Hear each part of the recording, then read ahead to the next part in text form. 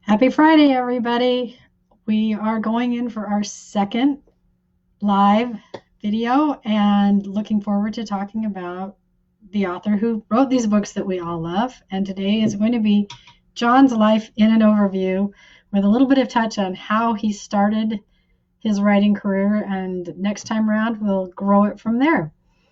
I look forward to trying something new. I'm going to actually hold up images of things that I have collected over the years so that you can see them and maybe get a little bit of joy that I enjoyed from finding different things. So we're going to start at the very beginning of his life and inch our way through.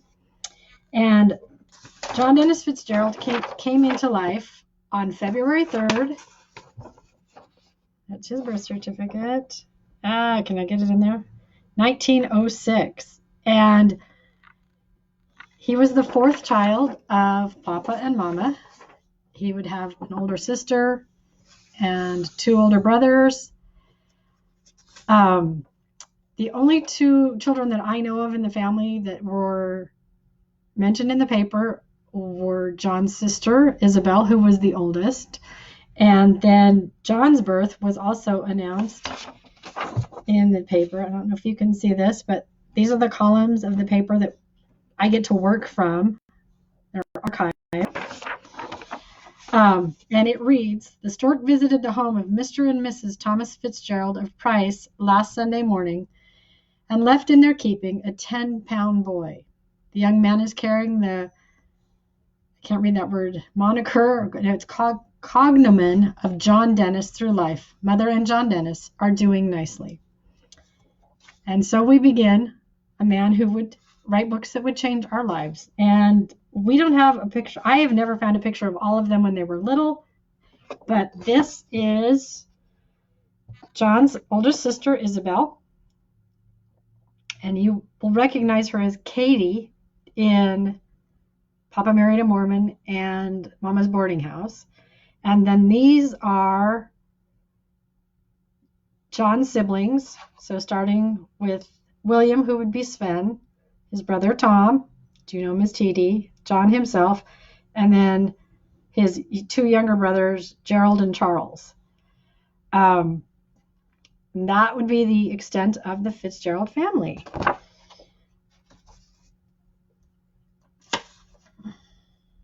I have somebody asking if they can come on. I don't know.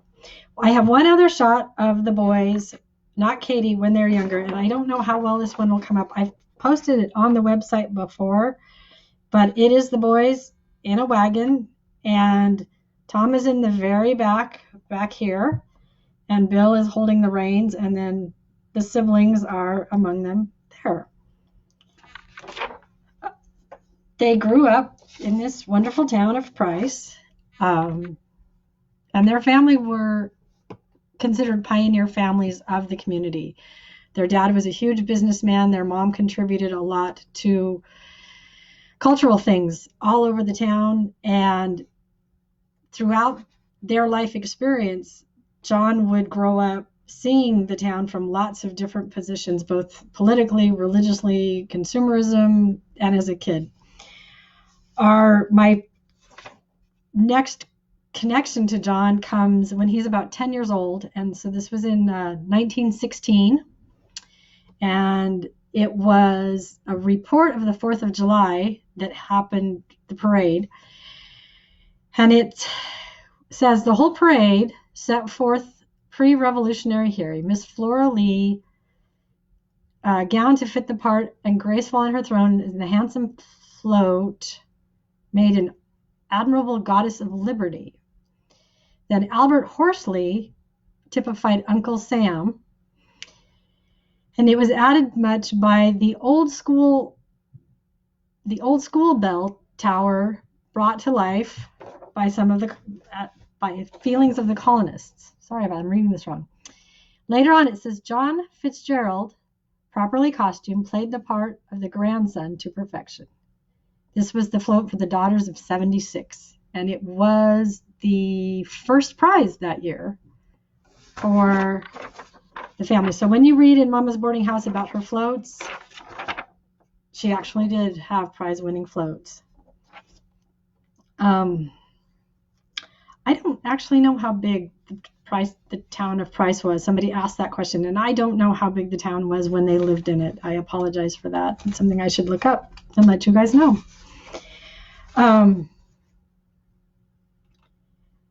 John was very active in sports. He was active in music. He was active in writing. And the next time that anything is referenced about him directly comes from a night where it looks like they were trying to get all the kids to agree to go to school, to really hang in there and get an education. And so they had a boxing night, and the Kiwanis Club came and talked to him about how to make these choices and do different things. And then at the end, they could have a boxing match. And John went up against somebody named Risky, and Risky was fast and long-winded, and Fitz decided that he had other things to do, and so he stepped out of the ring and let someone else take it for him. But he did agree that he would go to school. So it was it's a fun overview of how things went. I can't imagine us now having a boxing match to talk kids into staying in school, but it worked back then. The first time that we get to meet John's literary skill, if you want to put it that way, comes in a contest called 10 Tests of a Town. And the local newspaper ran an article, a contest, with 10 questions that kids who were in high school could answer about what they thought about their town. The 10 areas were attractiveness, healthfulness, education, people, recreation, living, accessibility, business, employment, and progressiveness. The first two prizes, the first two winners actually got monetary prizes, and John was the second place winner in that prize. And I thought I'd just read a couple of the quotes from it. Attractiveness. I should like it on its own in its atmosphere. It has the beauty of shaded streets and other beautiful features. It is quiet, roomy, airy, well lighted. Does it have attractive public buildings and homes? Yes, and well paved. It is clean in every sense. Another one, the people. Shall I like the people of the town? Are they home folks without exclusiveness? They are neighborly and friendly. Is the town free from factionalism? Does it have strong religious, fraternal, and social organizations? And I guess he answered yes, and it got cut off there. So the people in town are very friendly and sociable. They rear some of the finest youngsters there is and devote much of their time to families. The people of Price are of a brotherly and helping attitude towards each other.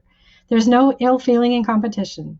There are 4 churches in Price: the Mormon, the Catholic, the Methodist, and the Greek Orthodox. There are many clubs, society, and lodges in Price.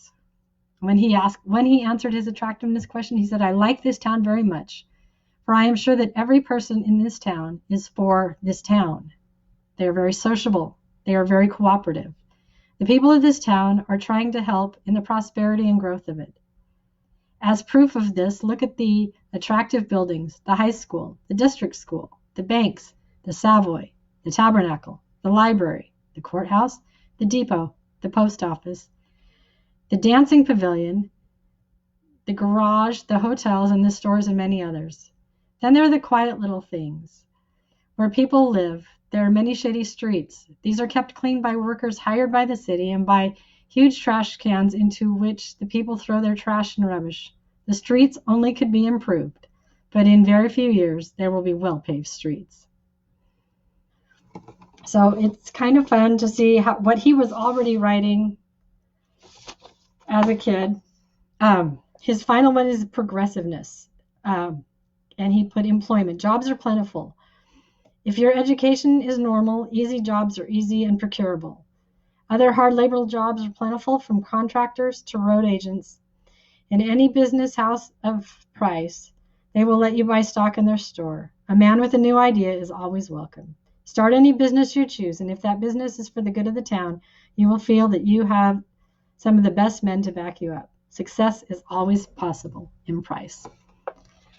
So these were the places that John drew his stories from. And so when you feel like you've walked back into a bucolic area where people really do care and they do their chores and the streets really do have beautiful trees on them, this was what he knew. And I'm glad that he won that prize, because as he alludes to in Papa Married a Mormon, the fact that he won some kind of a prize for an article or something that he wrote inspired his mom to tell him that someday she hoped he'd write the story of the town. And it is that story that spurred us into the stories that we have today. Someone's saying that the gyms in Utah make school success mandatory if young boxers want to continue. So, there you go, Doug. So they were a step ahead of their time, and now you have to make your schooling the success so you can continue to do the thing you like. That's a brilliant plan. The next time we see John is in high school, and John graduated high school a year early. So he actually would graduate with his brother TD. He was just kind of that kind of a kid. And I talked to a woman who grew up in Price, and she said early on in school you could do that. If you could get the work done or get the knowledge acquired, you could stop at any point. And for a lot of the kids there in the town, because they were from mining families and coming from some of the agricultural, like the sheep herding and so forth, a lot of kids didn't even finish high school. Not so much that they graduated, but that there wasn't a career beyond them or anything in school to help them. So I don't know if John made those choices. It's never been clear, but he was a really ambitious student. So I don't think it was because he didn't want to be in school. This is his senior yearbook picture. Again, I'm not sure what comes through. If I can do this right, I'm going to try to figure this out. I don't know if it'll work. Okay, I don't know if that's visible at all to you, but it's such a cute picture, because I mean, the haircut of the day and everything else. But next to him, his picture, it says John Slats Fitzgerald, college preparatory course. So this was a boy with a dream. He was in the class series of 22 and 23. He was the Yell Master in 21. He was the athletic manager in 22. The president of the JFF Club, I have no idea what the JFF Club is, in 21. The president of the KOL Club in 22. And the president of the senior class his first semester of 23. So there was no grass under this kid's foot. He was going places. And I'm assuming that's why he graduated early and decided to branch out in life. Before he left, and the final thing in his final yearbook was that he wrote the junior ode, because by definition he was a junior in high school. And this is what the copy of it looks like from his actual yearbook. And I will be happy to read it to you. I loved it when I found it. Oh, heavenly muse, inspire me, with rhythmic fuel do fire me. In supplicating voice I thee beseech, to tell in song and story the record of our glory, which over all the world doth widely reach. Of laurels in all contests won, in story, poem, or debate, unanimous the verdicts run. We win once, twice, then duplicate, remembrances which will tarry long, list dear carbon, till I end my song. For pennants in athletics gained for dominating in basketball, in every encounter the juniors reigned supreme and conquered all. Remembrance which will tarry long, list dear carbon, till I end my song. With ivy crown that Bacchus wore at jolly parties and dances, ridden of classics and schoolbook lore, we cut the merry prances. Remembrances which will tarry long, listen, dear carbon, till I end my song. For frolics and youthful reverie, remember the junior prom. Gay knights with gallant chivalry, their ladies brought along. Remembrances which will tarry long, list, dear carbon, till I end my song. And thus old carbon plain can see, basing everything upon fact, its banner class is 23. We meditate, then act. Remembrances which will tarry long, list, dear carbon, till I end my song. Slats Fitz, junior reporter. So the writing bug was in him from the very beginning, and it carried him on and off during his life. His next phases after he left high school, he stayed in the town for about a year. And during that time, he started working with a band that eventually would be called the Dancipators. And it was a jazz band. There were 5 or 6 guys in the band. He was the lead drummer. And this was in a day when bands wore suits and had really nice, sharp hairlines and so forth. And John toured with them throughout the Midwest. They went to dance halls. Eventually, they were hired to go to Lincoln Park and spend an entire summer there. And the review that was written for them, I'll show you the guys. Actually, I'm sorry, there were like 7. It's Dancipators enjoy wide popularity in Grand Junction City. Through visitors of that city reporting a successful engagement with the Dancipators, now known as the Kansas City Collegiates. The report states that the orchestra is rapidly growing in popularity and that each evening witnesses a large crowd than the previous one. Besides playing in the largest dance hall in Grand Junction, the Collegians are being engaged in private parties, banquets, and cafeterias. They have also signed a contract to play at Lincoln Park during the coming summer months and expect to increase the orchestra to 8 pieces. It is expected that the orchestra will return here for 2 nights sometime in the spring, then going back to Junction City where they expect to remain until fall. And to the best of my guesses, this is when John realized there was life outside of Price, Utah. Somewhere along the way, he got the bite that he needed to go to New York. And after spending about 2 years with the band on the road and enjoying it, he just couldn't wait. And he got himself hired on as a cub reporter in New York and set up life in Greenwich Village. And there we go. I don't know if you can see that. But that's our young adult John going out. And for many years, he worked as reporters. He joined the United Press. He toured all over the world. He wrote a lot of articles. I tried really hard to find them, and I never can. So if anybody's a newspaper junkie and wants to go digging around, we would all be delighted if you can uncover anything or share it with us. But that was the mainstay of his work for a very long time. On the side, he would write for Penny Dreadful magazines and mystery magazines, and kind of that was his side gig. And he wrote over 300 stories and mysteries and so forth. And sometimes they were under his name, sometimes they were under a pen name.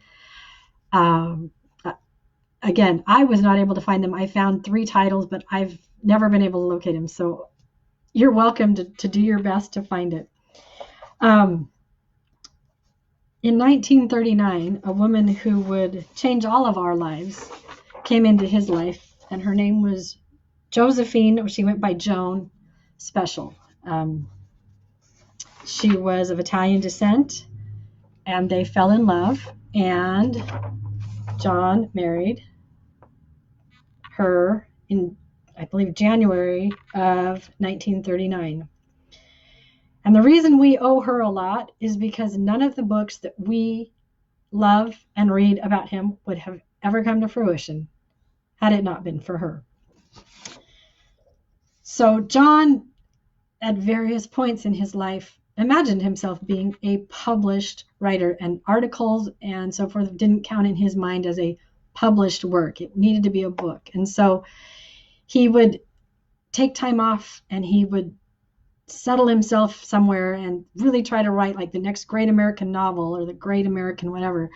And time and again, by his own admission, it never worked. He could never get the inspiration. He could never stick to the story. Something didn't happen. And eventually, he got to a Thanksgiving where they were so poor that there was not even syrup for their pancakes. And he sold his typewriter, he sold his car iron, he did anything he could and vowed he would never, ever, ever write again. And so he went into banking and then into business with Triangle Steel and kind of just shut the writing away. But his wife believed in him. She believed in his gift. And so she bought him a typewriter, which he locked in the closet too. Later, he didn't sell that one, but he just really didn't want to do it. And then in 1940, his mom passed away. His dad had passed away. Papa had passed away 3 years earlier.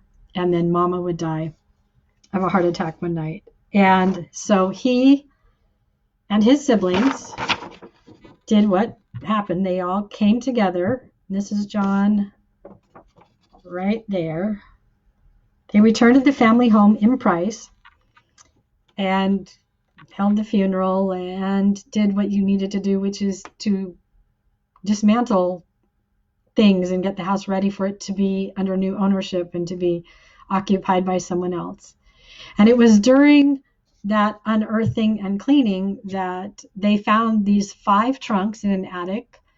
And he said Mama was super careful. He said it in multiple interviews that she labeled everything and they were in jars and in really special ways. So you had all these tintype pictures and you had memorabilia, cards and letters and notes. And so John would sit there and as things would get out, he would write the note of what they found. But then they would all suddenly remember something. And if you think about it, when you're having a family dinner or a holiday and someone remembers something and then someone else says, well, no, do you remember we went there on Tuesday and this store was closed, so we had to go there. And he added all those in and he had a huge sheaf of notes of the story of Thomas and Minnie Fitzgerald and the life that they had created there in Price and the comings and the goings and the ins and outs. And he gave them to his sister Isabel and said, here's the story. You're the teacher in the family. I'm sure you'll know what to do with it. And he went back to Southern California where he lived at the time with his wife, and World War II erupted and the family house was eventually sold and all of it was sort of forgotten. And then Isabel was moving from Castle up to Salt Lake and she ran across the notes. And so she sent them back to John and said, well, maybe you can do something with these. And it would be Josephine who would start thumbing through them and reading them. And she said, this would make a great story. And so from that impetus, John decided to give it one more time. He took the typewriter out. He began to write it as a family history. But as he kept going, he could see a pattern and a potential. And out of that came Papa Married a Mormon. And it was the first book he would write, first book he would publish. And to his amazement, it became a bestseller. He had just hoped to be published. And it got picked up as a book of the month. It got picked up by McCall's and serialized. Various radio stations wanted to do radio shows with it. And I believe one took off for a while. Republic Pictures optioned off to make it into a movie. That never did happen. It got picked up and was made into a play. And people wanted more of the story. What happened afterwards? And so his editor said, we need a sequel. And so Mama's Boarding House came, and then Uncle Will came. And at that point, I think John was tired of writing. And he tells the story that he was having friends over for dinner one night and just sitting around after dinner.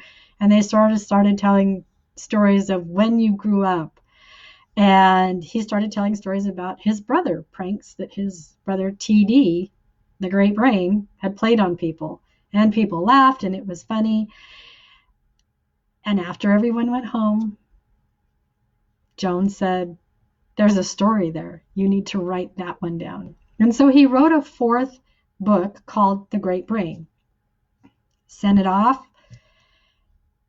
and the publishing world had changed. We weren't reading Westerns anymore. We weren't reading small town stories. We were reading bigger stories. Life was grittier at the time. And so it would just move from place to place. As different editors would move, they'd move their stack of potential manuscripts with them. And it fell into the hands of somebody at Penguin Books. And she took one look at it and said, this is a great young adult book. We should make it into a young adult book. And so they shifted a lot of it. So we removed the older sister. We changed family structure a little bit and tried to focus just on this one older brother that becomes the hero of your life. And out of it came The Great Brain. And again, one book was not enough. And 7 or 8 books later, we have the Great Brain series. John's brother wrote a wonderful piece about him, and I thought I would wrap up today's mainstay with reading this. And I don't really know which brother this is. I have always assumed that it is Charles, just because I've read Gerald's writing and so forth, and the two just don't sound alike. But this looks like it was a school project, and it's really cute because in the corner is a picture of a lock of John's hair when he was 1 year old. So right there is a taped on, that's not real hair because I just got the photocopy of it. But it reads, "My brother John graduated from high school at 16 and went on his own.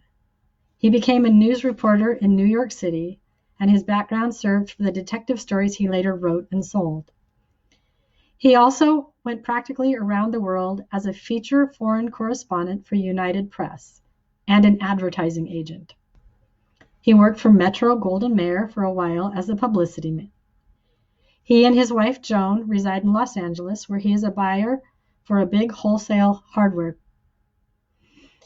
John has always been dependable and reliable and felt responsible towards his folks, our parents. He sent them money even when it pinched his own pocketbook, and Joan never objected. John is remarkably smart and quickly adaptable. He's exceedingly well read, and while he's opinionated in his views and sometimes a bit radical to the average person's thinking, to many his analysis is reasonable. Joan is a dear, and while shy and retiring, her subtle influence is felt. She and John are a happy couple and live only for each other, not bothering to make new friendships." So I don't know what report that was for, but I've always kind of liked hearing from a family member how they, view John. And that is really my overview. He eventually settled in Florida with his wife, and they lived there for quite a few years. And that's where he lived out his day, and that's where they found book 8, was when they were going through the drawers, the Great Brain series, they found this manuscript that he had not finished, and so they created the book 8 based on it. So it's not quite as tight as all of John's other writing, but that's where it is. So that is my overview of John Dennis Fitzgerald. I'm going to check in to see what you guys have. Thanks so much for coming. So Doug, thank you. The boxing is up your alley.